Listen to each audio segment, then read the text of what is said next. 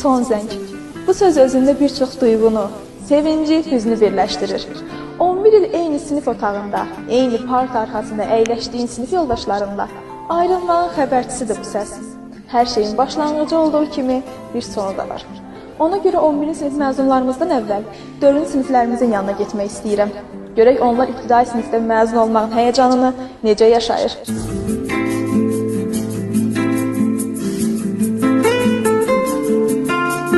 Nəzrin Axundzadə.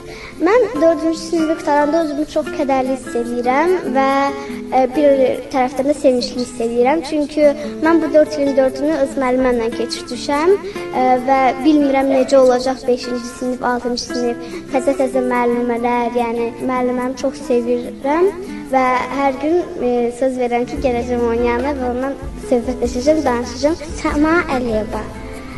Mən 4-cü sinifi qurtardığıma çox kədərliyəm, çünki 4 ildə məni öyrədən müəllimə Leyla müəllimənin mənim üstümdə çox əziyyəti var.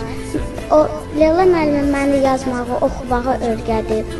İndi mən onunla ayrıldığım üçün, yəni 4-cü sinifi qurtardığımda ayrıldığım üçün çox kədərliyəm.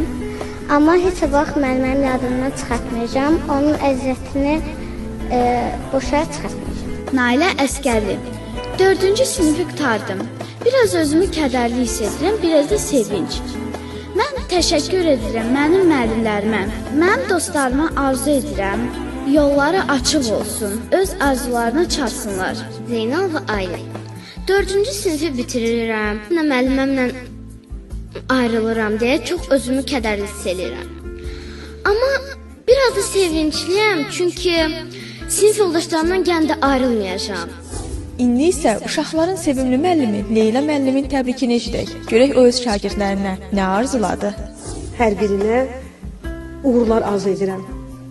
Uğurları bol olsun, yolları da açıq olsun.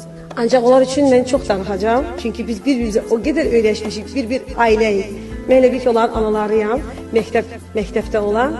Onlar da mənim övladlarımdır.